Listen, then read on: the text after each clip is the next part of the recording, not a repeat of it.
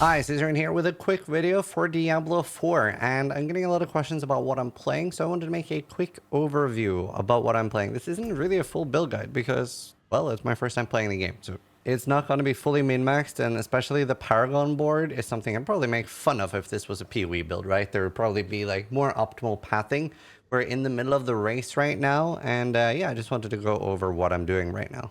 So I am a Sorc. First, I'll show you the skill tree. And it's also important to say that this is built up around... Yeah, being crazy. This is built up around group play, especially around two Sorcs. So if you're playing in a duo, this could be really, really good. I have 1 point in Firebolt, 1 point in Frostbolt, 1 point in Fireball, 5 points in Ice Charge and the 2 points behind, 1 point in Devastation, 3 in Elemental Dominance, Flame Shield, Enhanced Flame Shield, Shimmering, 5 ranks in Teleport. This is only needed once you get the unique chest. Until then, you can just have 1 point. Go over that later.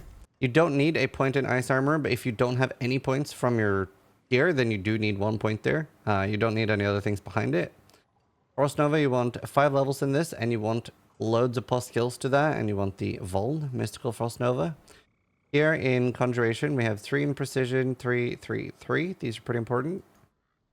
3, 2, 3, 3, and this one is particularly important for getting mana. And then we have Inferno. I was playing with Deep Freeze for a long time, but because of the new dungeon thing, we are using Inferno to pull things together, and we're also using the chest to pull things together. If you haven't seen it, it's basically, for some reason, I think this is a huge mistake personally, but dungeons scale up to your level past level 73. So that means that just the normal dungeons without using Nightmare Sigils are crazy good XP.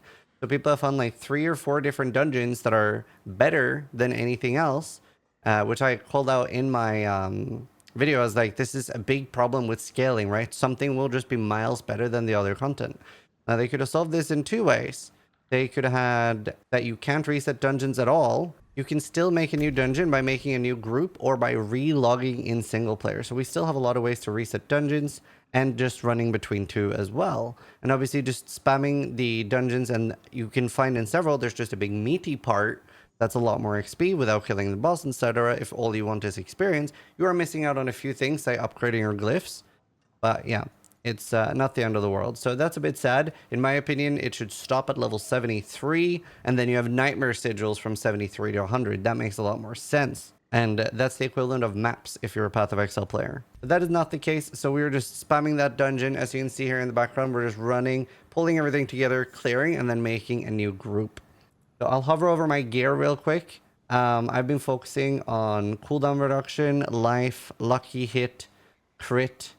This chest is really, really good. It's the it does the teleport thing and they get stunned. All my things are rubies for life. Plus ice shards, lucky hit, crit chance is the main focus there. Here, just life, intelligence, damage reduction. We're using movement speed boots, very, very important. Weapon, I'm just looking at DPS, and then I got 120 int, damage to frozen enemies. Sadly, overpower damage. I don't think that's the one I can reroll. Can't remember now. But pretty good weapon. Offhand, lucky hit, crit, int, and crowd control. So we're getting there on a lot of my gear. I think my worst thing is probably my amulet. And you can see all the imprints too. This one, the imprint here is particularly important. Using a cooldown restores mana. This is an aspect. My amulet's the worst thing at the moment. It's just the mana cost reduction. I do want cooldown reduction here as well. But that's pretty much my gear there. I will show the Paragon board quickly, and I'll link the thing Steelmage made that I was following, which has like a full Paragon board and where I'm going, but it's not very optimized. Honestly, the entire Paragon board is better by just linking to it and checking that in the description, because I'm literally one-to-one following that right now. It's not very optimal, especially since the Paragon board was nerfed. So this with the Pieces Conduit, this board is very, very nerfed from what we're understanding. But yeah, I mean, we're just going. We're just blasting to level 100, and we'll figure out min-maxing different builds later. We've been leveling up. This socket is actually level 15, so it has the bigger radius. But that is pretty much it. We're actually not even using this right now. We were when we were doing Nightmare Sigils, but I don't have a way to burn right now. And the enchants, if I was softcore, I would be using Firebolt and Ice Shards.